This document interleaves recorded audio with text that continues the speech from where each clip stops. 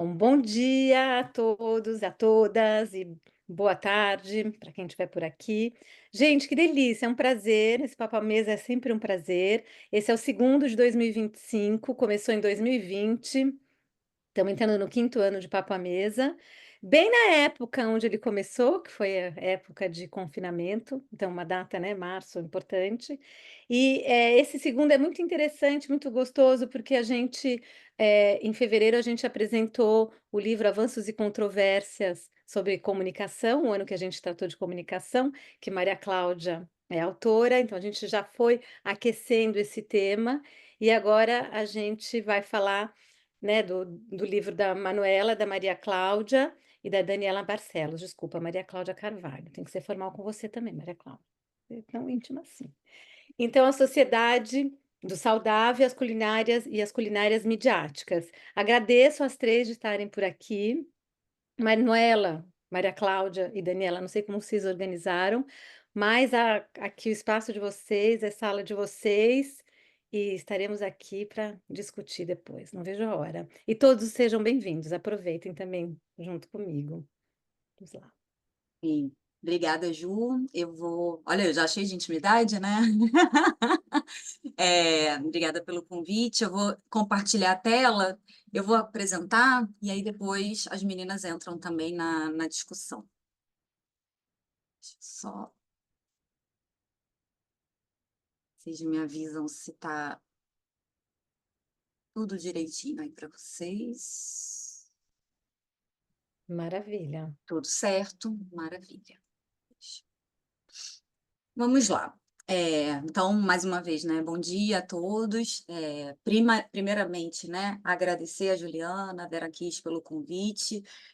Espaços de diálogo como esse, e de divulgação científica são sempre muito importantes. Então, é a grande alegria, né? Poder compartilhar e debater sobre o que a gente vem produzindo. E agradeço também a todos que estão aqui, nesse sábado de manhã no Brasil, início da tarde na Europa. É, é também uma alegria imensa, né, ver tantos rostinhos conhecidos, e isso me deixa muito feliz. Eu vou apresentar o livro Sociedade do Saudável e as Culinárias Midiáticas, como a Juliana falou.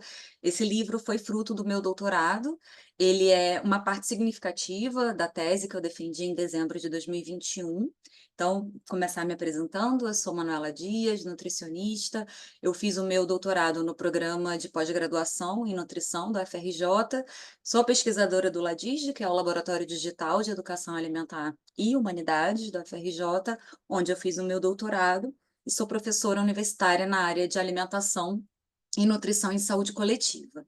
As outras duas autoras são as minhas queridas orientadoras, professora Maria Cláudia Carvalho, que é doutora em saúde coletiva pela UERJ, professora associada do programa de pós-graduação em nutrição da FRJ e coordenadora do LADIGE. E a professora Daniela Barcelos, ela é doutora em comunicação e também em alimentação, nutrição, e saúde pela UERJ, com pós-doutorado em nutrição pela FRJ. A Daniela, ela também é pesquisadora do Néctar, que é o núcleo de estudos sobre cultura e alimentação. Então, eu vou começar falando um pouco, das minhas inquietações, né, que me levaram ao doutorado e posteriormente, né, à publicação aqui desse livro. A gente fala muito sobre a mídia como uma grande influenciadora de quem somos, dos nossos gostos, do que a gente pensa, né? E de fato, a mídia é um importante agente de socialização. Mas o que eu queria entender era como esse processo se dá especificamente quando a gente pensa nas práticas alimentares e culinárias. E como nutricionista, eu tinha um especial interesse na temática da alimentação saudável. Então, isso me levou a estudar os discursos midiáticos, para justamente, né, pensar os discursos de alimentação saudável. E a partir dessa decisão, eu poderia ir para vários caminhos, porque a alimentação saudável ela tem muitas vertentes. Né? Então, eu escolhi analisar os discursos de alimentação saudável em vídeos de culinária. Esses que têm o formato assim mesmo de ensino-aprendizagem, que alguém ensina ali, né, o passo a passo, de uma receita, por exemplo, né? Porque as habilidades culinárias hoje tem um papel central nas recomendações de alimentação saudável do Ministério da Saúde. Então, também tem a ver com isso o meu interesse. Então, assim, muito mais do que apresentar o livro, né, com cara de tese de doutorado, eu quero convidar vocês a refletir sobre alguns aspectos de como a mídia influencia simbolicamente a nossa forma de cozinhar e de se alimentar. Então, primeiramente, o que que eu vou fazer? Eu vou apresentar, né, o contexto no qual esses discursos, midiáticos de alimentação saudável, né, esse contexto que eles estão inseridos.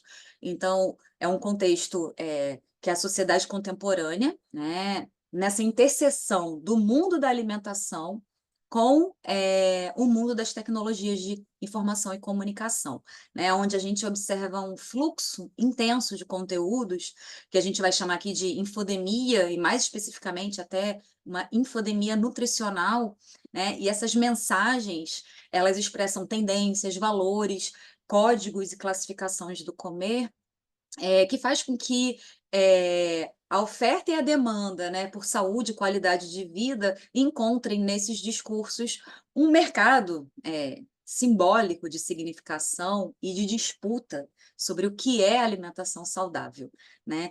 E essa significação, ela se constrói e se reconstrói a todo instante, né? Mobiliza muita gente, leigos, especialistas, consumidores, produtores de conteúdo, sempre ali naquela forma, né, correta do que comer e de como cozinhar, forma correta de fazer eh, essas ações, né?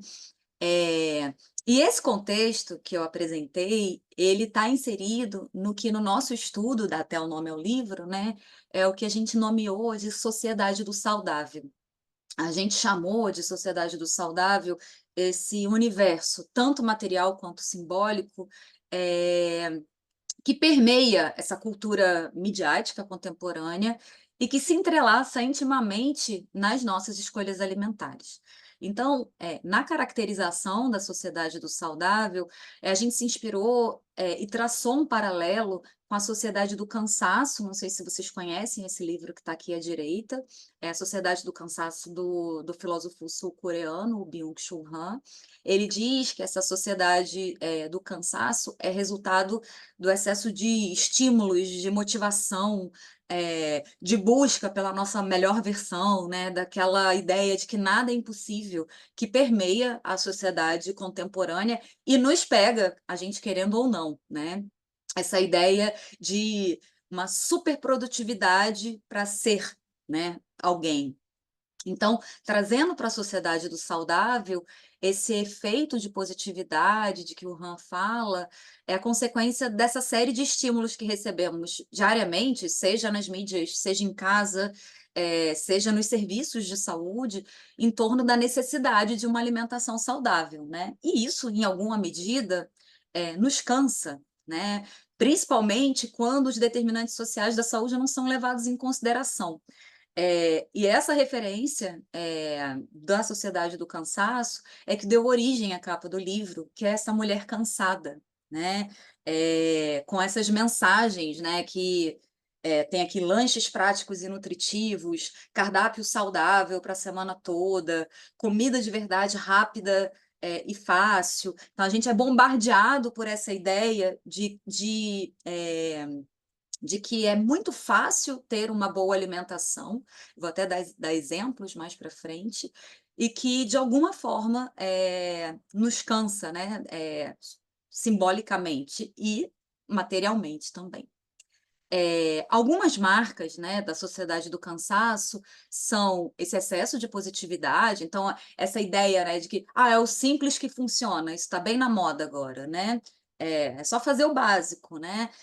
Basta ter disciplina, é só se planejar, é, basta ter foco, força e fé, e por aí vai, né? Então, esse excesso de positividade nessa produção e difusão de informações no âmbito digital, em larga escala, é uma marca da sociedade do saudável. Essa abundância de normatividade em torno da alimentação saudável, né? Faça isso, não coma isso, coma determinado alimento, né?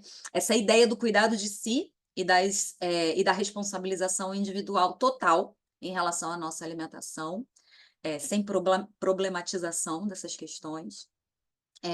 E também, assim, é aquela ideia, né, que é como se fosse o fato das informações, como elas estão amplamente disponíveis nos meios de comunicação, prontas para consumo, é quase um fast food, né, é como se essa escolha por uma boa alimentação se reduzisse realmente a uma decisão, estritamente privada, né. Outra característica da sociedade saudável é a noção de risco na dinâmica das escolhas alimentares, né. Além dos tradicionais riscos associados à segurança dos alimentos, como contaminação por vírus, bactéria, metais, né, a qualidade nutricional atualmente ela está no centro dessas preocupações. E quando a gente fala sobre baixa qualidade nutricional, os produtos ultraprocessados, que eu vou apresentar um pouco mais à frente, têm destaque nessas discussões, né, por estarem associados a diversas condições crônicas de saúde. Um ponto de destaque nesse contexto é a centralidade das tendências de consumo no âmbito da sociedade do saudável. Eh, entendendo que as tendências de consumo, entendendo as tendências, né, de consumo como um dos fatores que vai orientar as práticas alimentares e culinárias e também as práticas midiáticas, a gente identificou duas matrizes geradoras de tendências na área de alimentação. Uma que está aqui à direita, perdão, à esquerda, é o Guia Alimentar para a População Brasileira, publicação de 2014, que traz entre as suas recomendações, eh, 4 categorias de classificação, né, dos alimentos, o que a gente chama o que é chamado, né, de classificação nova, que categoriza os alimentos de acordo com, tanto o grau quanto o propósito de processamento industrial, né. Aí, essa classificação ocorre em 4 grupos: alimentos in natura ou minimamente processados, ingredientes culinários, alimentos processados e ultraprocessados, que são formulações industriais, eh, hiperpalatáveis, que, né, que têm como característica altos teores de sal, açúcar, gordura, além de uma excessiva quantidade, de aditivos alimentares. E outro, documento, que é o que está à direita, que é o Brasil Food Trends de 2020, é uma publicação do ITAL, que é o Instituto de Tecnologia de Alimentos, que é um órgão público, mas que tem uma forte associação ao setor agroalimentar. Então o guia ele simboliza, né, o setor das políticas públicas, e o Brasil Food Trends, retrata a perspectiva das corporações, do setor agroalimentar no que diz respeito nessa difusão de tendências de alimentação. Os resultados que a gente vai ver, mais à frente, né, a gente observa, uma relação intertextual entre os discursos que nós analisamos e esses documentos. Mas tem de forma mais direta e marcada até o Guia Alimentar para a População Brasileira. E a gente percebe, né, que os 2 documentos, eles contemplam, cada um à sua maneira, claro, discursos científicos que justificam a necessidade de uma mudança de padrão alimentar. Então, para dar uma visão geral da nossa estratégia metodológica, né, até para não ficar chato aqui na apresentação, vai ser uma coisa, assim, bem resumida. A gente utilizou a plataforma de mídia social YouTube, que é uma plataforma de vídeos, analisamos o canal Panelinha. No canal Panelinha, a gente analisou a série Rita Help, Me Ensina a Cozinhar, no qual selecionamos 10 vídeos que foram publicados entre 3 de junho e 7 de julho de 2020, bem ali no início da pandemia. E os vídeos foram analisados como sugere a análise do discurso de linha francesa a partir de Annie Orlandi. Quem quiser ter acesso à metodologia completa, eu recomendo que acesse o livro e diretamente até a minha tese. Eu deixei o e-mail no final da apresentação, então é só me pedir o link do próprio repositório de teses da FRJ que eu mando, que a gente tem, né, um capítulo inteiro só com a estratégia, metodológica. Mas aí vocês podem até estar se perguntando agora, né, no meio de tantos canais de culinária, por que, né, o canal Panelinha? Então, a gente escolheu o Panelinha pela visibilidade desse canal, pela expressividade de elementos desse universo de significação do saudável, pelo status de distinção social do canal no campo da alimentação e nutrição, e isso vai ficar mais claro, e também pelo forte alinhamento do canal com as políticas públicas de alimentação e nutrição. Então, um exemplo é que esse livro que está aqui, né, na parte aqui de baixo do slide, à esquerda, o livro intitulado Panelinha, Receitas que Funcionam, ele foi indicado no Guia Alimentar para a população brasileira na seção Saiba Mais, né, para aprofundar ali determinados temas. Assim como também a apropriação de conceitos do Guia Alimentar pelo canal. Além disso, o Panelinha ele tem uma parceria científica com o NUPENS, que é o Núcleo de Pesquisas Epidemiológicas em Nutrição da USP, né? Denotando ali uma legitimação também do canal por parte da academia. E, por fim, essa disposição do canal de participar da disputa pela verdade sobre o que é uma alimentação saudável também nos chamou a atenção. Aí eu dei print até nesse banner que tinha no YouTube, né? Agora eu não lembro se era o YouTube ou no site, que é Alimentação Saudável de Verdade, né? Porque vai ter outro canal, outra mídia ali que vai dizer que a sua alimentação saudável, que é alimentação saudável. Então, vou falar um pouquinho sobre a nossa enunciadora, né, que é a Rita Lobo. Quando a gente faz análise do discurso, a gente chama a, a, o produtor ali do texto de enunciador. Ela está à frente da marca Panelinha, que tem diversas atividades, site, produtora de TV, editora, marca de louças, escola de culinária EAD, tem vários livros publicados na área, está presente em basicamente todas as mídias sociais e apresentou por 12 anos um programa no canal de TV por assinatura. Ela já fez diversas aparições, que são essas imagens que a gente vê aqui embaixo, em eventos científicos da área da saúde, como o Congresso Brasileiro de Cardiologia e de Nutrição, e também um seminário promovido pelo Instituto Nacional do Câncer.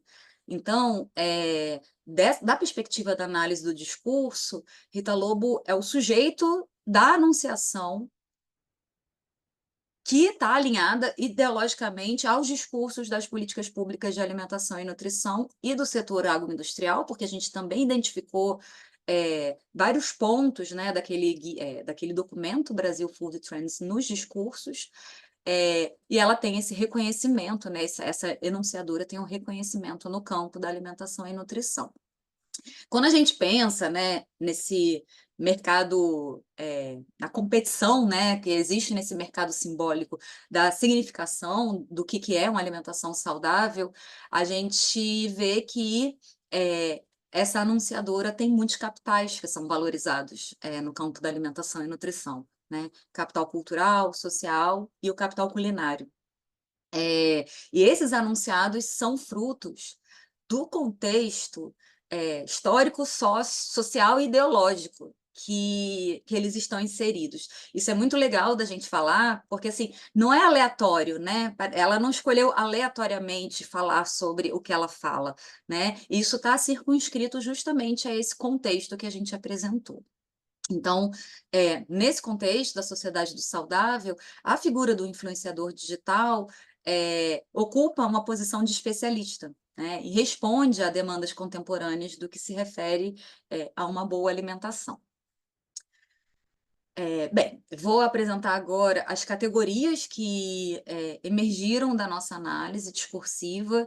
É importante destacar, né, que as nossas interpretações elas estão circunscritas a esse contexto que eu apresentei. Por isso que é muito importante fazer essa delimitação, né? Em outro contexto, os discursos seriam outros e a alimentação saudável teria outros sentidos. E a ideia aqui é apresentar um recorte das análises, né? Só alguns exemplos para a gente discutir depois. E o que a gente quis saber, né, aqui, foi assim, quais os sentidos e significados sobre o comer e o cozinhar são produzidos nas estratégias midiáticas apresentadas por um canal que nos ensina novas experiências do comer, né? Então, após a análise do texto e do contexto, emergiram essas duas categorias: gastronomização da culinária doméstica e da alimentação saudável e politização do consumo alimentar. Eu vou apresentar primeiro, né, um recorte aqui da primeira categoria, gastronomização da culinária doméstica e da alimentação saudável. A gente observa nessa categoria que a culinária doméstica ganha um novo status com a incorporação de referências, né, da gastronomia, e que esse capital culinário tem um papel central nesse jogo comunicativo ali da alimentação saudável e na relação entre os agentes, né? Ela que possui um grande volume desse capital e aqueles, os receptores ali daquele conteúdo que desejam receber, né? Que desejam obter esse capital. Então, essa troca simbólica, né, confere uma distinção ali social para as duas partes. Essa imagem que vocês estão vendo mostra a apresentadora ensinando a maneira correta de manusear a faca e cortar os alimentos.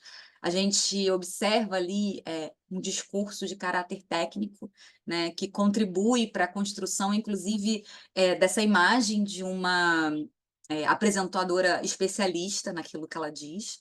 É, então, seja pelos utensílios que são utilizados ou pelos gestos, né, em modo de cozinhar, os sentidos de alimentação saudável do canal, eles estão muito associados ali, muito relacionados às técnicas de uma cozinha profissional. Essas imagens que a gente está vendo retratam a ressignificação do PF, né? O PF é uma montagem de prato tipicamente brasileira, símbolo da alimentação do trabalhador, né? E tradicionalmente o PF ele é caracterizado por uma quantidade farta, né, de alimentos, alimentos ricos em carboidrato, inclusive, né, como arroz, farofa, macarrão, batata frita, além de feijão, um tipo de carne e uma pequena salada, né, ali.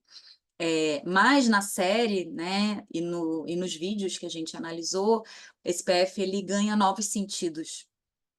Nessa imagem que a gente está vendo à esquerda, é um exemplo de um PF saudável do canal, né? E na imagem à direita é a figura, né, da apresentadora cozinheira, que agora dá espaço, né, dá lugar à apresentadora professora, né? Ela senta ali numa mesa e ensina a audiência a montar um prato PF saudável, né, tendo como base as receitas produzidas no canal. Então, nessa dinâmica de incorporação de sentidos na montagem do prato, né, tipo esse PF equilibrado, opera como um ritual que informa socialmente, né, o sujeito, sem que ele tenha necessariamente a intenção até consciente de ser informado em seu corpo, mas a gente incorpora de alguma forma essa mensagem e essa imagem, né? A culinária como esse bem simbólico ganha, então, sentido na organização ali do comer e é materializada num desenho. Então, ali há uma ordenação do comer cotidiano, né? Porque esse prato é um prato do dia a dia, e uma classificação do saudável que expressa valores e que ajudam também a estabilizar esse significado do que seria uma boa alimentação, né? Da perspectiva do canal. Em um dos episódios da série que a gente analisou, a enunciadora fez uma videochamada com Carlos Augusto Monteiro, que é professor titular da USP, e a presença do pesquisador, né, do professor, chancela e legitima esse discurso de alimentação saudável da apresentadora. É importante destacar, nesse contexto, que o grupo de pesquisa desse professor é que foi responsável pelo desenvolvimento da classificação nova, aquela que eu falei agora há pouco, né, que classifica os alimentos em 4 categorias, é, e, e é um parceiro-chave do Ministério da Saúde, e foi, né, um parceiro-chave ali na elaboração do guia. Então, outra estratégia de legitimação do canal é esse alinhamento ideológico com alguns conceitos do guia alimentar, né? E do universo de temáticas apresentadas no documento, no guia, em forma de recomendações, a gente identifica, nos vídeos, uma abordagem direta, classificação nova, né? Além disso, identificamos também a valorização da cultura alimentar brasileira, a questão da divisão das tarefas domésticas e do incentivo ao desenvolvimento de habilidades culinárias. Bem, agora eu vou apresentar também um recorte dessa segunda categoria que a gente viu, que é a politização do consumo alimentar. A nossa análise mostrou que há uma disposição para um estilo de ativismo no discurso da enunciadora. A gente vê aqui essa imagem, né, na camisa dela, que tem a inscrição "Cozinhar é libertador". E na letra O da palavra libertador, tem a imagem de um punho cerrado, que é um símbolo de resistência política muito relacionada ao campo progressista. E ali ela é adaptada ao contexto alimentar, né, ao segurar uma colher. Então, a significação aqui mostra que a cozinha se configura também como um espaço de luta, né, de alguma forma. O cozinhar nesse contexto que a gente viu, ele é libertador, no sentido de que incentiva um preparo culinário, como forma, preparo doméstico, né, como forma de enfrentamento à indústria de ultraprocessados, né, e consequentemente pela valorização do padrão tradicional brasileiro. Então, a comida feita em casa seria uma expressão de ativismo. E aí eu trouxe aqui uma fala, ao invés, né, de uma imagem, que diz assim: é comum mesmo a pessoa pensar em carne como centro do prato e outros alimentos como acompanhamento. Mas que tal inverter essa lógica? A carne pode ser pensada como um acompanhamento, uma parte do prato. Isso vai ser bom para o corpo, para o bolso e também para o planeta. No caso do PF, com arroz e feijão, na verdade verdadeira nem precisa de carne. Essa dupla é uma ótima fonte de proteína. Aí o segredo para deixar o prato perfeito é acrescentar 2 hortaliças. E aí o que a gente vê é que a fala, da apresentadora se dá num contexto social, no qual a centralidade da carne, né, no prato dos brasileiros, transita ali entre valores socioculturais e nutricionais, e o efeito é que comer menos carne ou não comê-la, né, traria inúmeras vantagens. Então esse discurso, que defende, né, o meio ambiente, ele está marcado no contexto contemporâneo, e não consumir ou reduzir o consumo de carne e atribuir essa decisão ao bem do planeta reflete também algumas orientações que estão lá no Guia Alimentar para a População Brasileira. Outras falas dessa categoria, eh, como exemplo, né, são: quem não sabe cozinhar fica refém dos ultraprocessados e dos aplicativos de entrega de comida pronta. E com isso fica impossível manter a alimentação saudável de verdade. E essa outra aqui que diz: já vou colocar na frigideira 100 gramas de manteiga. Manteiga. Margarina nem é comida. Margarina é uma coisa assim que inventaram, botaram cor de manteiga, gosto de manteiga, mas é ultraprocessado assim dos bons. Então, a mobilização de sentidos nos discursos, né, dessa categoria gira em torno de uma defesa da comida de verdade, que acho que a gente pode até discutir um pouco, né, o que que é essa comida de verdade, que ela vai também variar de acordo com o espaço. Essa comida de verdade que é preparada em casa, da valorização do arroz com feijão e do posicionamento forte também contrário à indústria de alimentos ultraprocessados e às refeições compradas prontas por delivery também. E do lado oposto, né, a essa comida de verdade, tem esse alerta para o risco de consumo dos ultraprocessados, né, entendidos aqui como não comida, né, quando ela fala da margarina, devido à presença de aditivos alimentares na sua formulação e por não ter sido feito em ambiente doméstico. Isso marca bem, né, a significação do saudável ali. Eh, então, na série, os ultraprocessados representam um risco para a saúde e uma ameaça à realização de uma alimentação saudável de verdade, né? Ele até frisa esse de verdade. Isso também vale para as refeições compradas prontas, né? Então, esse sentido de ser refém, né, é quase uma metáfora assim de ativismo, como se fosse uma perda de liberdade e de autonomia alimentar. Nos discursos analisados nessa categoria, a oposição comida de verdade e ultraprocessado funciona como uma estratégia discursiva ali para organizar os sentidos, né? E situar esses sentidos dentro desse universo de significação que é a alimentação saudável. Eh, no sentido prático, né, a força de condução de uma metáfora como essa é fortalecer o sentido de uma culinária saudável, restrita à casa, ao ambiente domiciliar. E esse exemplo, né, reforça uma disputa de narrativas que são próprias, inclusive, do campo da alimentação e nutrição, no qual determinadas formas de comer são mais corretas que outras, né? O que cria estereótipos, favorece essa visão dicotômica, né? E de limitação a somente duas possibilidades opostas, né? De saudável ou não saudável. Deixa eu ver como está meu tempo aqui. Vou, então, finalizando.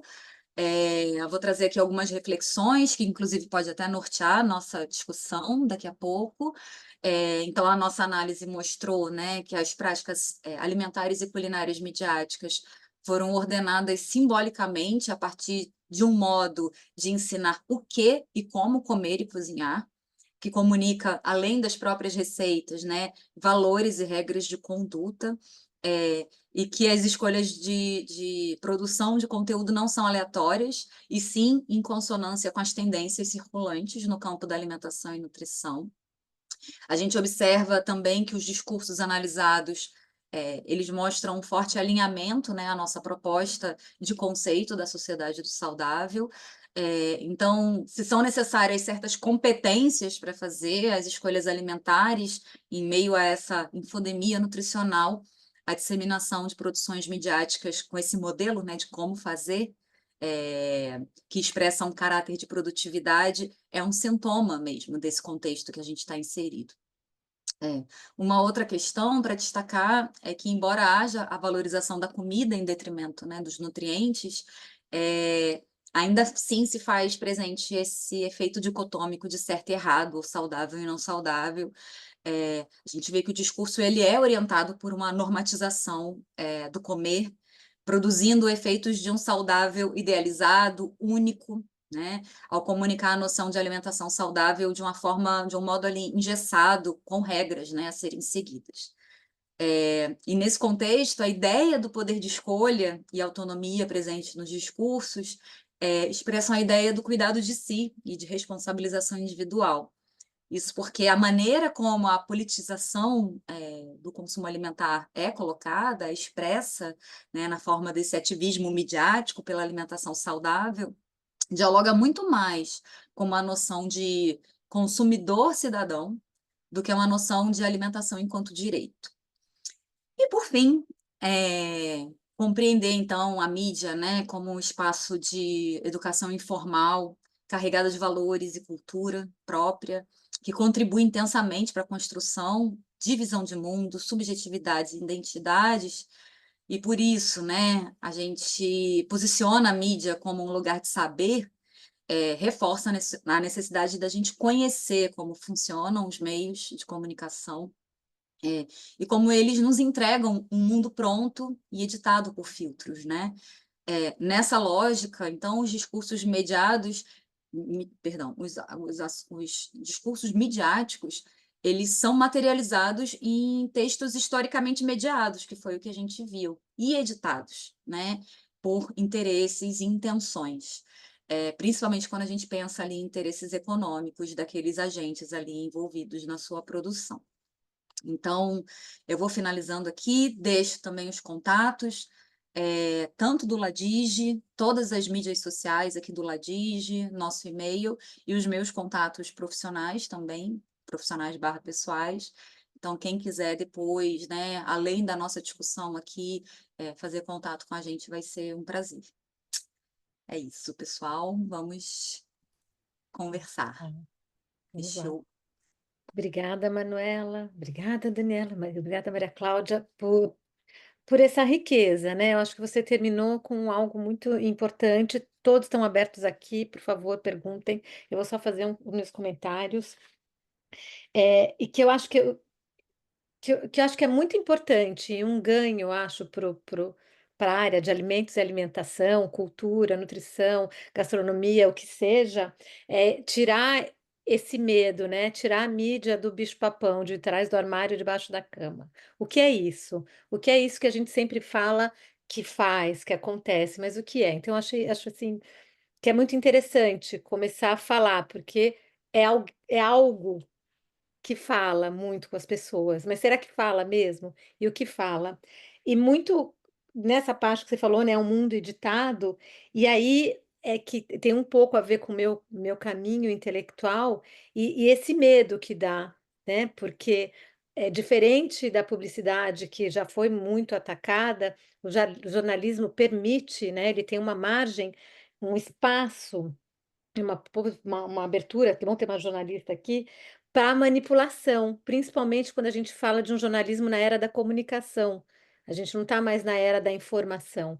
E a comunicação tem jogos e ajustes, e edições, e pensamentos, e sento na mesa e falo, e sou seu amigo, e usa muito a emoção para comunicar, para trocar alguma coisa e sem querer ir manipulando. Acho que a gente podia até eh, extrapolar e falar um jornalismo de propaganda, né, não a comunicação. Então eu acho muito interessante. Eh, e é interessante que a gente vai, volta, vem e vai, e não se livra desse discurso normativo.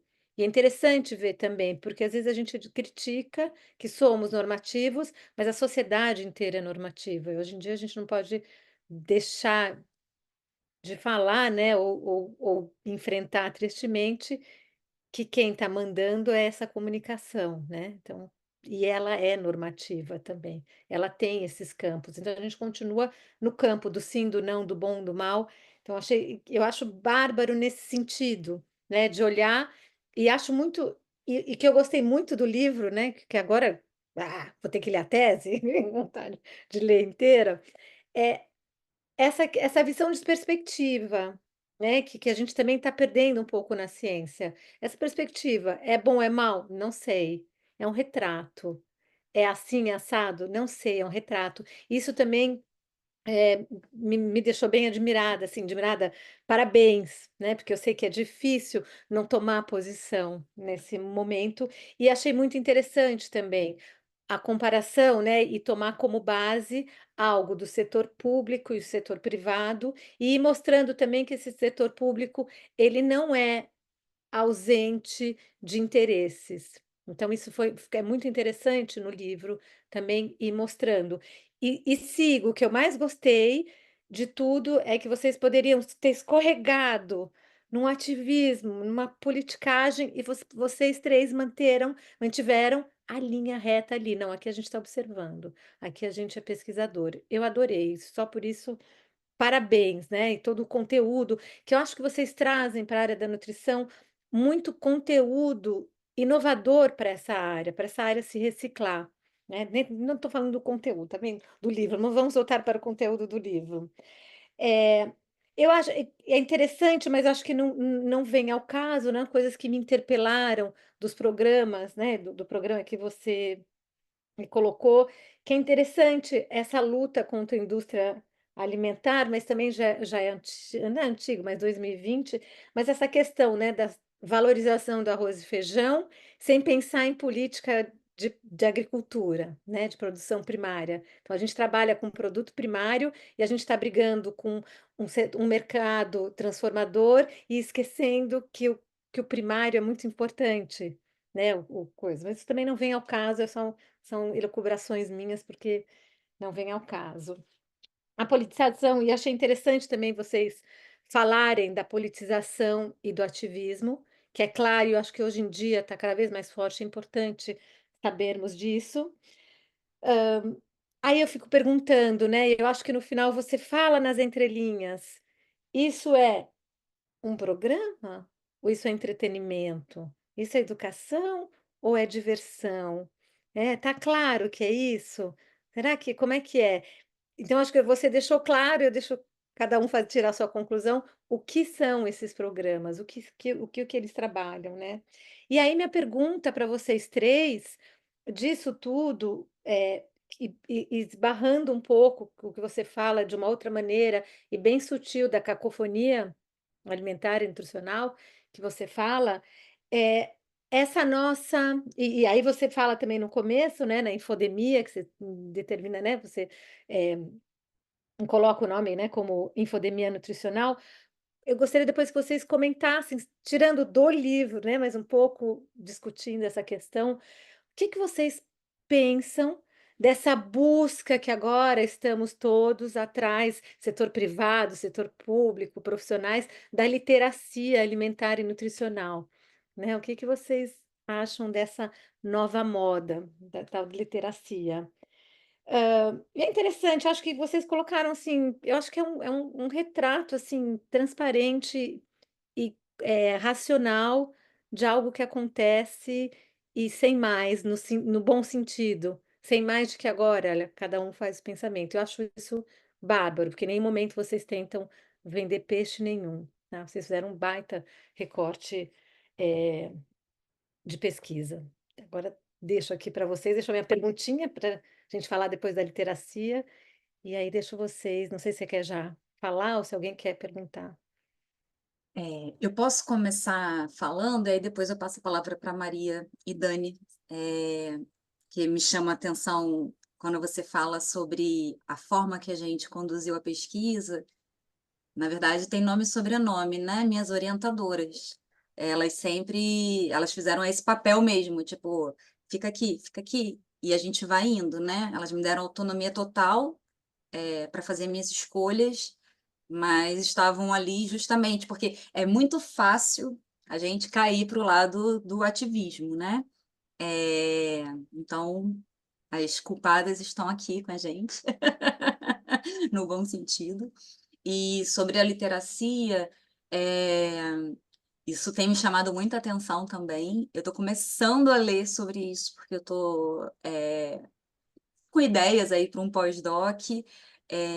Então, eu vou falar aqui de um lugar ainda de alguém que está curiosa, muito mais do que embasada.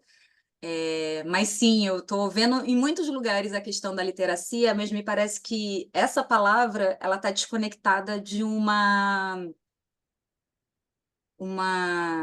análise crítica, principalmente na nutrição, né? Ah, é para você aprender a comer, e não olhar criticamente o porquê que a gente está comendo o que a gente está comendo.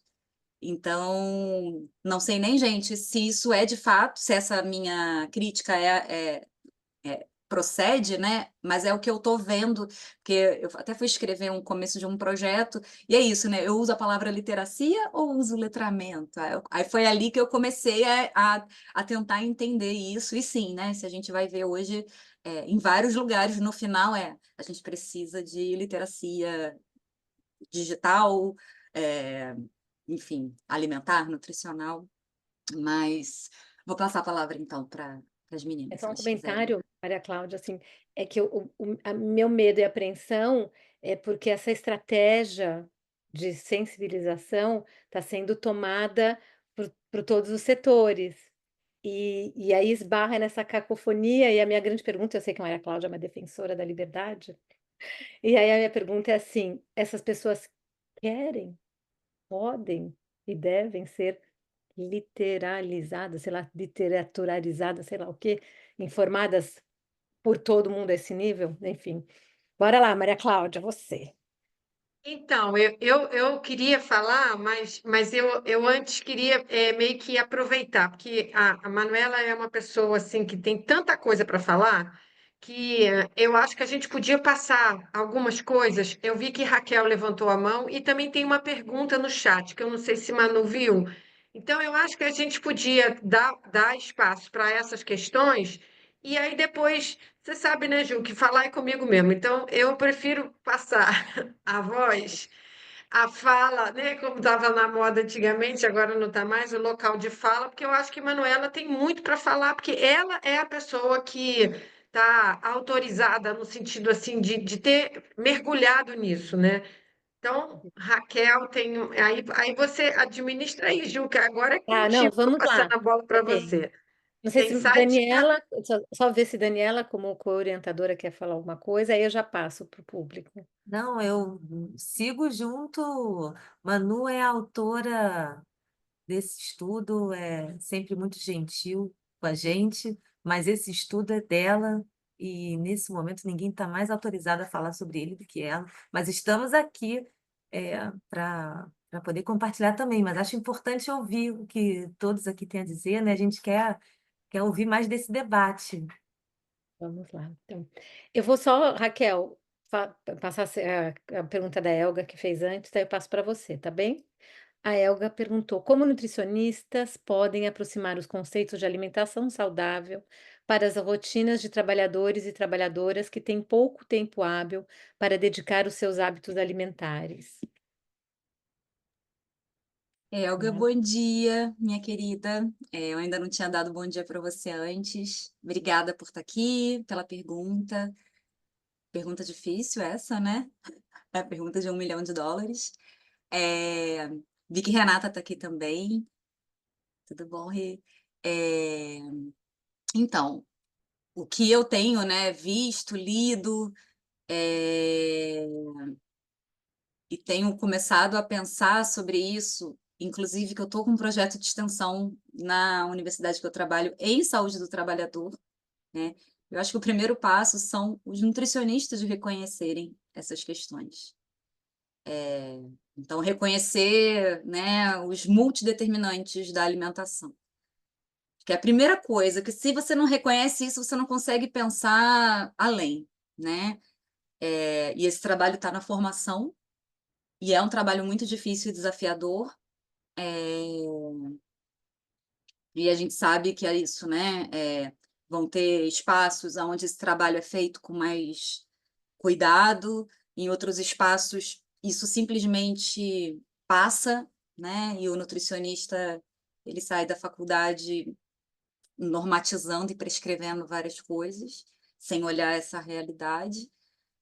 E a segunda etapa, né? Primeiro esse reconhecimento da própria nutrição, e depois ouvir o trabalhador, né? Não existe trabalho de educação sem escuta.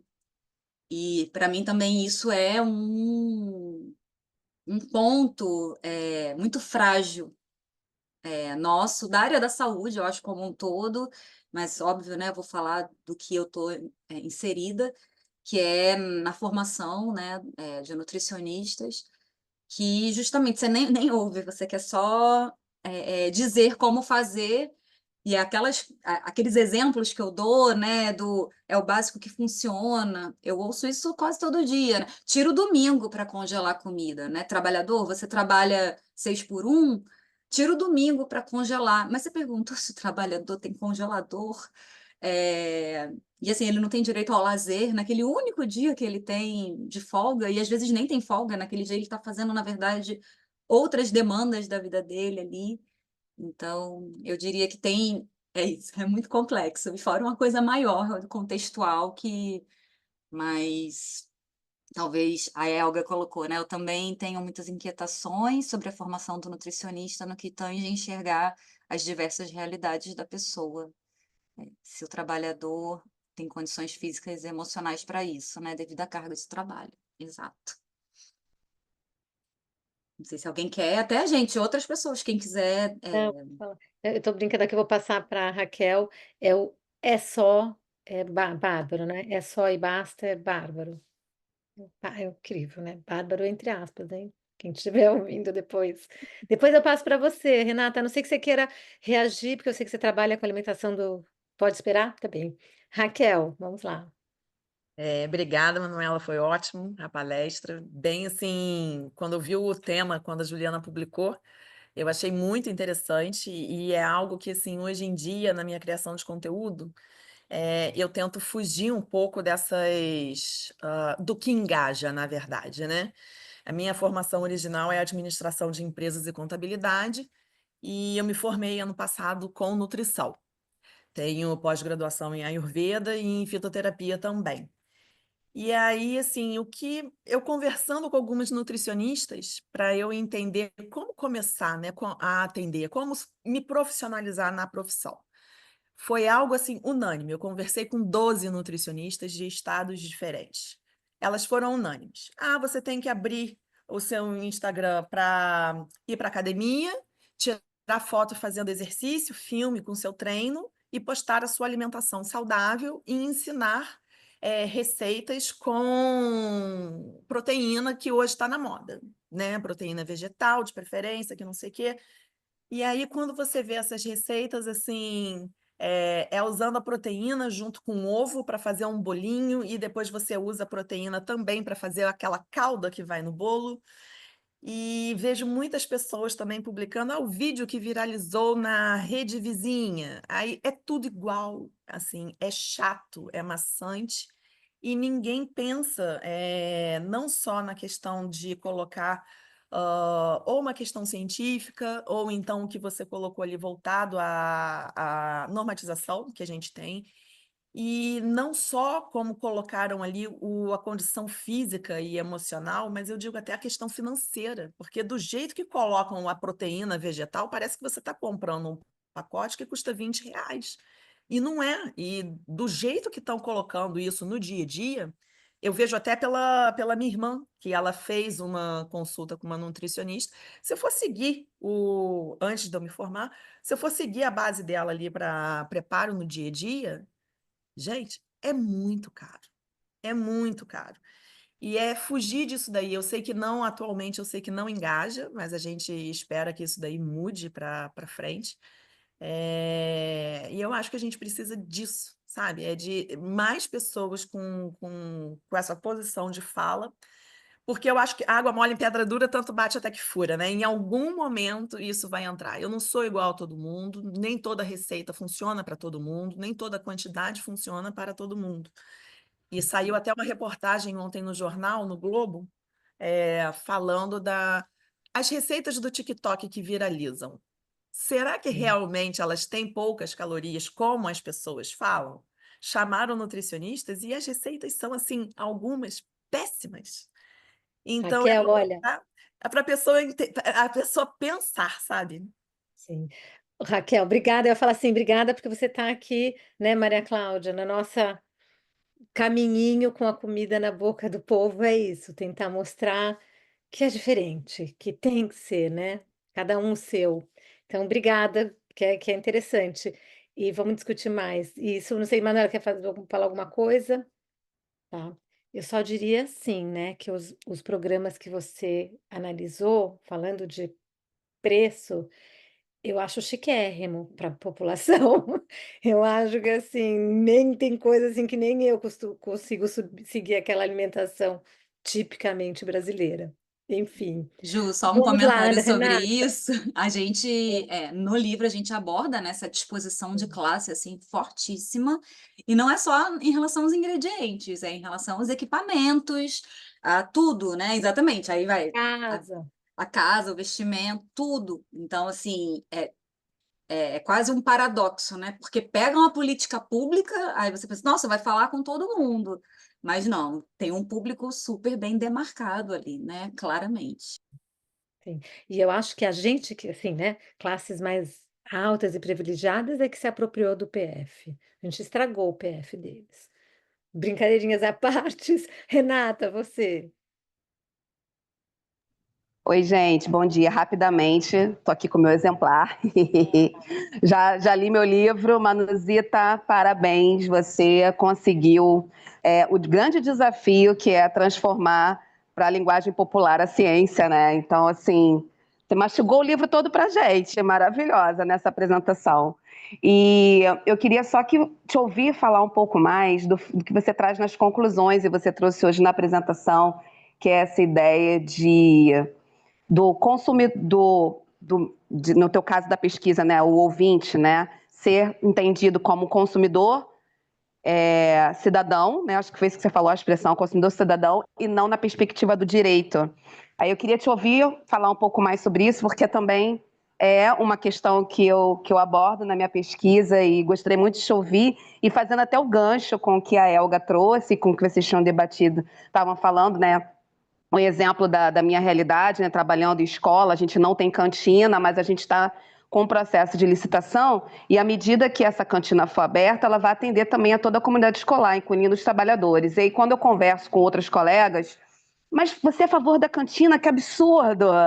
Porque eu estou pensando na cantina para todos, né? Isso foi até em uma das conversas com a Maria Cláudia, e aí eu fiquei pensando sobre isso, né? Dessa limitação da gente entender o contexto de uma política pública apenas, sei lá, para uma pessoa, quando na verdade a gente tem ali outros públicos envolvidos. E eu acabei de passar por uma situação aqui em casa, enquanto estava aqui com vocês, né? A Amanda, que você conhece, minha filha, me pergunta assim: o que eu tomo de café da manhã? Enfim, a correria do dia a dia, eu não tinha preparado nada. Ela, qual é o biscoito menos pior para eu comer? E aí eu fiquei me perguntando, né, como que isso influencia não só a mim, enquanto que fico o tempo todo me culpabilizando enquanto indivíduo, que merda, minha filha vai comer um biscoito no café da manhã, mas como isso influencia também outros públicos, né? Não só o consumidor direto, o ouvinte direto daquele programa, mas de todo mundo que está naquela família, e assim, no meu caso, da escola, né? Como não influencia só o aluno, mas todo mundo que está ali naquela comunidade escolar. Então, eu queria te ouvir um pouquinho mais nesse sentido, como que você identificou essa ideia do consumidor cidadão e não na perspectiva do direito. Beijo, Manu.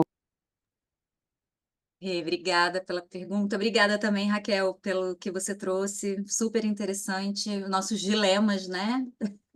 Como seguir. Rê, essa parte, para mim, é uma das partes que mais me mobiliza, inclusive pensando no pós-doc, assim, porque eu quero chegar mais perto dessa discussão do direito à alimentação, né? O consumidor cidadão vem do Canclini, né? Que é essa ideia hoje de que antes da cidadania, na verdade, você se torna cidadão a partir do consumo. Então, quando a gente fala de ativismo, né, da politização, parece que a gente está muito nesse lugar ali da cidadania, mas é no lugar não de uma luta pelo direito à alimentação para todos, né? É um ativismo muito voltado para aquele consumo ali específico, para quem pode e quem dá conta. Imagina você falar sobre ter ou não carne no prato. É um assunto super interessante, porque é isso, né? O discurso ali, ele está muito alinhado. No livro a gente traz isso muito bem detalhado, assim. Ele está alinhado com todas as tendências mundiais, assim, sindemia global. O que ela fala é a discussão do momento. A questão é como que com quem que a gente discute isso, né? Então, quando você pensa numa produção midiática, tem um público-alvo específico, e se a gente vai ingênuo né, ali, e geralmente a gente está ingênuo na mídia, né? A gente não se dá conta disso. E então foi uma coisa que me incomodou muito, porque até pelo apego com o guia alimentar, como nutricionista, fala assim, poxa, é isso, você pega a parte que você quer do guia, né? Que o guia está lá, né? Antes de tudo, o reconhecimento do direito à alimentação, o reconhecimento de todos os fatores, né? Todos os determinantes sociais ali da alimentação, mas quando você traz isso para uma produção midiática, você pega o que interessa. Então, sim, é um incômodo, assim, como...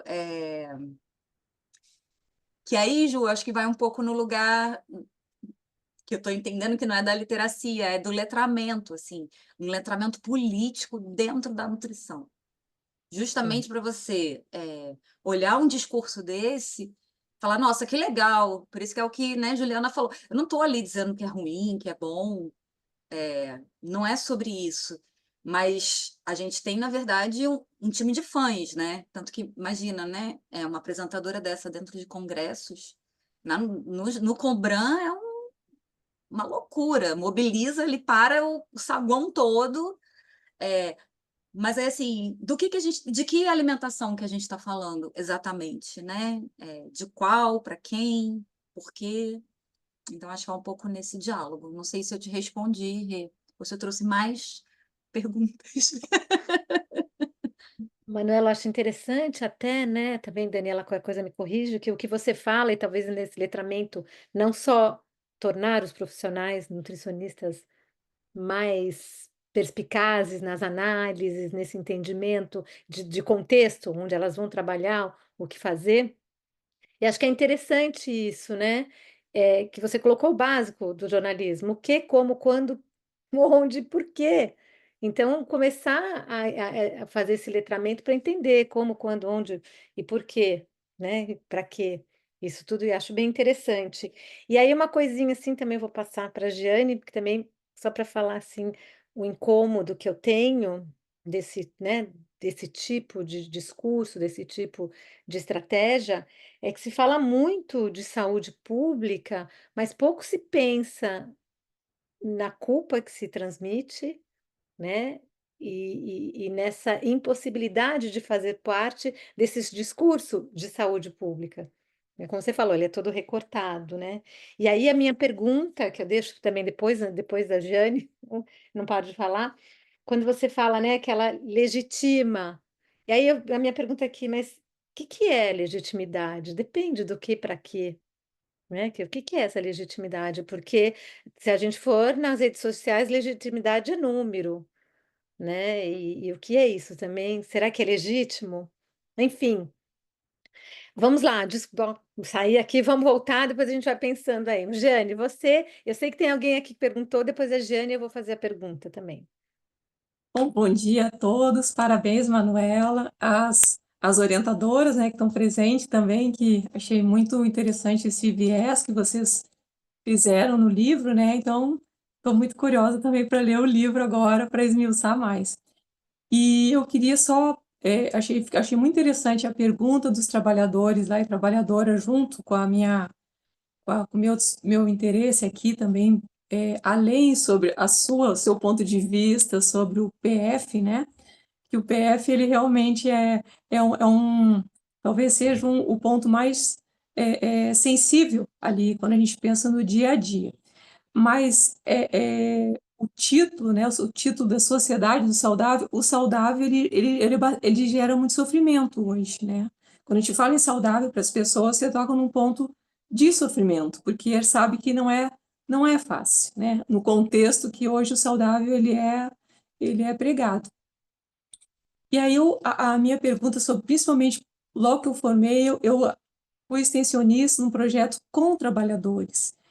E eu não fazia parte de nenhuma pesquisa, mas a gente colocou a panelinha e o PF e nenhum conhecia, nunca tiveram acesso ao programa da Rita Lobo, não tinham tempo.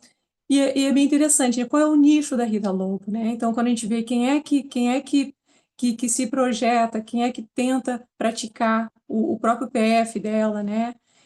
Fazendo as suas marmitas para a semana, e estava muito distante desses, pelo menos 60 trabalhadores da universidade, terceirizados, que não tinham acesso à Rita Lobo, que máximo, às vezes, pegavam receitas com outros trabalhadores do local, e isso me chamou muita atenção, porque as próprias cozinhas solidárias hoje, né? Eu não sei se vocês trabalham também, mas a cozinha solidária, ela parece que ela tem uma aproximação muito mais local, né? Muito mais direta.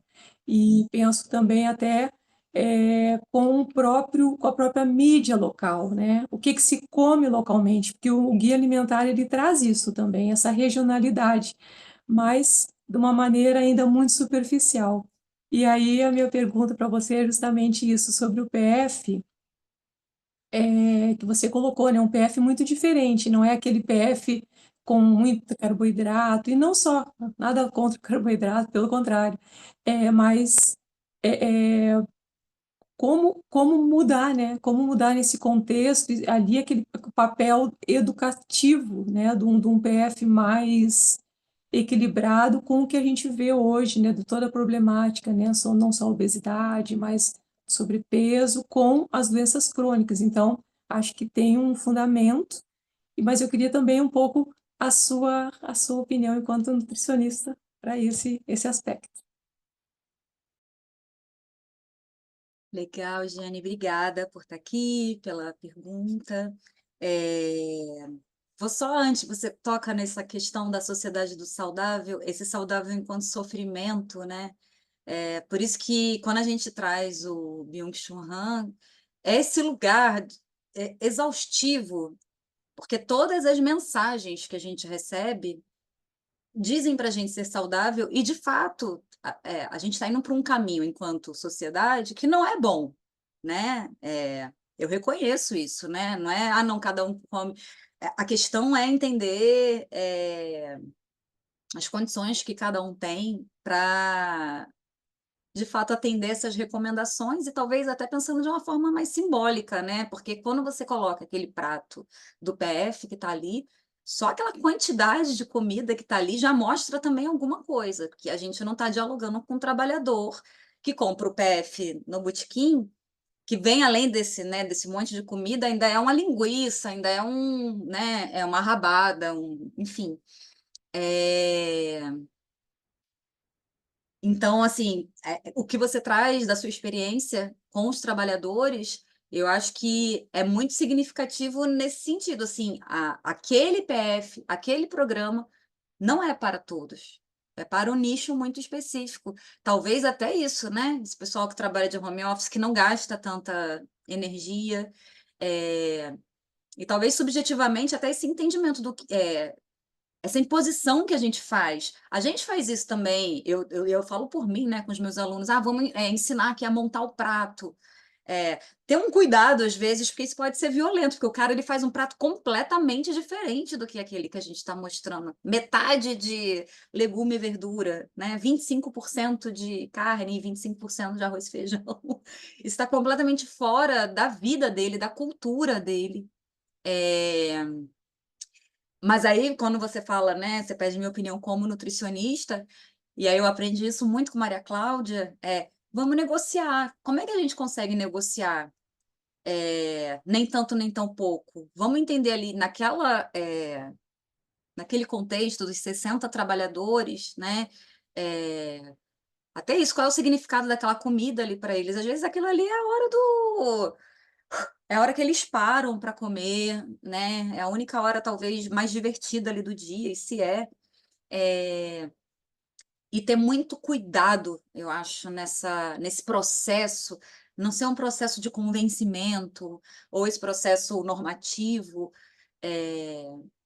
mas é desafiador, né? O que eu estou falando aqui acho que é um trabalho de formiguinha, de muita sensibilização, é um trabalho de longo prazo, e acho que quando a gente pensa em trabalhador, precisa muito entender a empresa que esse trabalhador está, né? Porque a gente tem empresas e empresas que dão condições. Imagina a diferença entre você conseguir sentar para fazer sua refeição num refeitório, e o cara que trabalha na rua, que, sei lá, da empresa de iluminação pública, que ele come sentado no canteiro a marmita dele, né, no meio do expediente. Enfim, acho que eu não tenho a resposta exatamente do que fazer, mas eu acho que tentar esse processo de negociação com muito cuidado, muito respeito e muita sensibilidade. Para mim fica, né, o que você falou aqui, fica a escuta e o respeito. Eu acho que sempre isso, né? Não existe uma regra. E aí eu falo assim, gente, delicado, né? Para quem que carrega a pedra o dia inteiro debaixo de 40 graus, né? O outro que não tem uma alegriazinha, comida também é isso. Até a Elga fala aqui, né? Com mensalidade é tudo. E eu vou passar aqui para uma pergunta da Luísa, né? Que ela falou: Bom dia, Manu. Minha pergunta é: como o nutricionista deve se portar em relação às dietas da moda, tanto promovidas nas redes sociais por influenciadores digitais e profissionais das outras áreas da saúde? Eu tenho um spoiler, mas primeiro a Manuela responde. Luísa, bom dia. Luísa é uma aluna que está agora no terceiro período, já está super envolvida com pesquisa. A gente está publicando um artigo, assim, ela e a irmã dela, Carol, que estão aqui. É muito legal ver já essa potência desde cedo. E aí a gente tem conversado um pouco sobre a questão das dietas, sabe, da moda. Luísa, eu acho que, assim, acho que primeiro olhar para nós, para a nossa categoria. Eu falo isso muito com os meus alunos, assim, a gente não tem controle do fora, né? Então, me interessa muito entender o que o nutricionista está fazendo nas mídias. o outro seja um profissional de outra área ou um influenciador mesmo, né? A gente não tem controle sobre isso, mas eu acho que até pegando o gancho com o que a Raquel falou, eu acho que a gente está tão bitolado em ocupar as redes, e eu acho que tem que ocupar mesmo, né? Apesar de eu dizer, assim, eu gostaria muito de nem precisar ter rede social, mas, assim, é um espaço que quem pode e quer ocupar, eu acho que tem que ocupar, justamente fazendo algo diferente, e não alimentando e reproduzindo essa fórmula, né, Raquel, de mostrar as coisas como que se eu não fizer desse jeito, e é muito claro, se você não faz desse jeito, o alcance, assim, eu vejo pelas minhas coisas, é pequeniníssimo. Então, eu acho, Lu, que talvez a gente tentar fazer um caminho diferente, construir um caminho diferente, pautado em quem nós somos, né? E pautado na ética ali. E as pessoas querem coisa boa também, gente. É porque é uma briga de gigantes, eu acho. E até isso, né? O que que o Instagram entrega? Se eu faço de um jeito, ele entrega. Se eu faço de outro jeito, ele não entrega. Quando eu ponho uma foto minha no Instagram, todo mundo aparece. Mas eu não ponho. Então, ninguém aparece.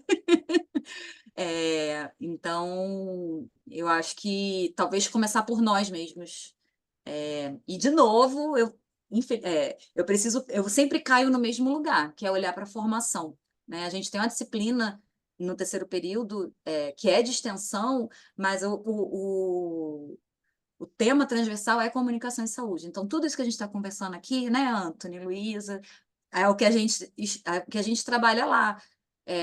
Eu brinco com eles, assim, vocês são minha semente, sabe? Eu confio que vocês vão fazer diferente quando estiverem lá fora. E porque é muito desafiador mesmo, é muito desafiador você entrar nesse mercado, que é um grande mercado, né? Mas, Ju, você ia falar alguma coisa. Não, não, não, não, mas aqui não, ele é o que é bárbaro, gente, tá uma delícia. Não, o spoiler que ia dar, e vai no sentido que você falou, e até aqui, né, tá Ladige e Nectar, que são os parceiros, no nosso próximo Avanços Controvérsias, que a gente vai tratar a questão do modismo alimentares, até entender do ponto de vista filosófico, começamos entendendo do ponto de vista filosófico e psicologia social, por que que se cria o modismo, e a gente vai passando, né, assim o setor, né, da produção de alimentos, como é que ele trabalha com esse modismo, como é que a publicidade trabalha, como o jornalismo trabalha, e no último dia, antes da discussão, a gente vai trabalhar o nutricionista, o gastrônomo, enquanto difusor de moda, por que que ele cai nisso? Então, só para falar que é interessante, até eu estou curiosa, né, porque está muito aqui na Europa, muito, né, na moda de sociólogo, falando dessa questão em paralelo da literacia, em paralelo do modismo, falar que é interessante isso. Então, eu dei um spoiler, então quem quiser saber mais, em maio vamos abordar isso, né, Maria Cláudia? Vamos atrás disso. E, assim, só falar, né, dessa questão disso tudo, e eu estava comentando que eu acho que é muito importante essa formação, principalmente que vocês têm de comunicação em saúde e comunicação social para jovens e para todo mundo, para até ter postura, que é muito que a gente fala na comida na boca do povo, não é, Giane? Faça o seu, você não precisa fazer onde está todo mundo. E o que eu estava comentando aqui, eu não vejo a hora, estou saindo, não dá para sair, é como rede social é como uma droga, a gente tem que, né, como é, anti-ansiolítico, essas coisas, a gente tem que ir devagar. Mas eu não vejo a hora, por quê? Porque aquele público não me interessa.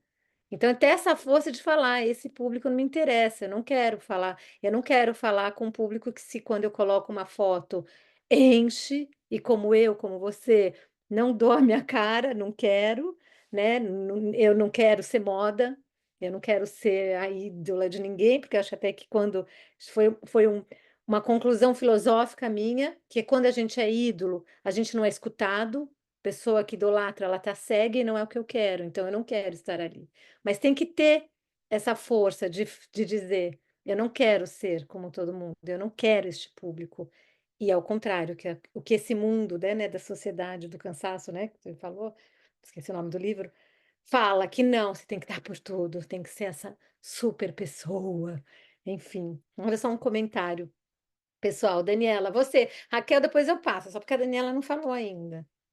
Não, é Você, porque é só para acrescentar quando você comentou, Juliana, sobre a questão do jornalismo, que é também a questão assim que já foi trazida agora pela Luísa e que Manu comentou, do influenciador digital. Então, assim, que além de tudo, o jornalismo, por mais que ele siga as tendências, né, da empresa onde ele está ou do órgão com o qual ele está, né, acordado ali, então, numa rede de interesses muito grande, de limitações, tem a questão do influenciador que fura essa bolha, se torna, às vezes, muitas vezes, sem nenhuma competência, habilidade, se torna uma voz muito ativa, e eu acho que junto com esse letramento ou junto com a literacia, que são conceitos que a gente está trabalhando aqui, né, hoje, ao longo dessa discussão, mas assim, é também o letramento midiático que se faz muito importante para ensinar as pessoas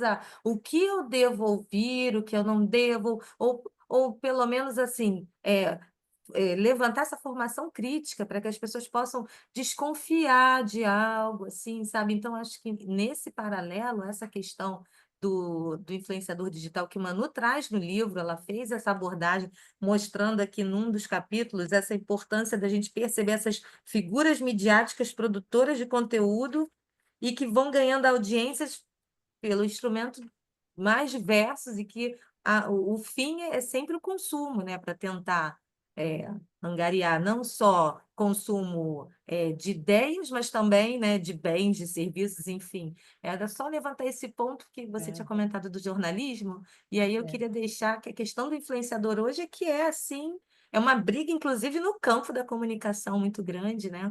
Quem a gente segue, quem é que dissemina e as fake news nesse momento, essa desinformação, esse volume absurdo, né, que causa uma confusão.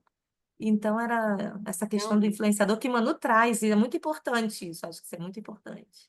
não, obrigada, porque realmente é muito importante. Até que você falou, né? Produtor de conteúdo, e quando a gente vê num cinema o que faz o produtor, né? Ele articula. Na televisão, o produtor articula, então esse produtor de conteúdo cai bem aí também, nessa, e é um momento bem delicado. Eu ia até brincar assim, né? Aquela piadinha, se tá ruim para você, imagina para mim, né? Que a gente tá falando aqui do nutricionista, tá complicado, então imagina para o jornalista como é que tá. Maria Cláudia, posso passar para Raquel? Ou você quer reagir já? Raquel, vamos lá. Só falando que a gente tem mais 4 minutinhos. Então, vou pedir para Raquel 1 minutinho e meio para deixar a Maria Cláudia um pouquinho mais de tempo, que ela ainda não falou. Vamos lá. E a gente ainda tem uma outra questão, né, que a parte de legislação, né? Então, quando a gente pensa que a empresa poderia colocar uma coisa clara, né, no seu produto que está exposto no supermercado, de repente, quando reduz o rótulo ou reduz o tamanho, ele fica desobrigado a colocar algumas informações, como a lupa, né? Açúcar adicionado, por exemplo. Se ele reduz, ele não precisa botar, ele é desobrigado. Então, a pessoa, quando vê, acha que é um produto natural, mas não tem ali a questão de olhar a tabela nutricional. Então, a gente ainda tem essa pegadinha, né, de tentar entender o que o mercado prega para poder passar, seja para os nossos pacientes ou de uma forma de conscientização, né? Obrigada. Obrigada, Raquel. Maria Cláudia, você, para finalizar. Não, eu não aguento, né? Então eu tenho que falar um pouquinho, mas é porque a conversa é muito boa e aí as pessoas trazem coisas muito quentes para debater, né, Ju? Então, Sim. assim, Manuela tem uma trajetória muito interessante de ter passado, né, antes de entrar dentro da área do magistério, de ter passado por empresas que tinham um potencial muito grande, né, dentro do campo mais agroalimentar, mais agroindustrial, mais legislador, né, pegando um pouco o que Raquel acabou de falar. E eu acho essa experiência muito interessante, porque a gente vai vendo como é que isso a gente vai trazendo, né? De alguma forma a gente vai criticando, vai melhorando, vai refletindo. E aí a questão, assim, partindo, né, de um princípio, né, e considerando que as pesquisas que a gente faz, né, não só na academia, mas principalmente nesse espaço, que é um espaço que tem essa exigência, né, de fazer mestrados e doutorados, né, que é o caso de Manu, Eu acho que assim, esse é um lugar onde essas pessoas se debruçam muito, né, sobre o conhecimento de algum objeto. E aí eu acho que queria que Manu falasse um pouquinho, eu sei que tem pouquinho tempo e é só um bate-bola rápido, se e como isso se aplica na formação do nutricionista. Porque já ficou claro aqui pela conversa que tem uma perspectiva midiática que ela pode ajudar. Já ficou claro também que o próprio Papo à Mesa e todo o trabalho que a Vera aqui está fazendo é um trabalho que abre para debate, que abre para discussão. E aí eu queria que Manu falasse um pouco, porque essa é uma pesquisa robusta, é uma pesquisa inovadora no sentido de não ter muito. Ela não tem muito lugar para botar dentro do currículo de nutrição, né, Manu?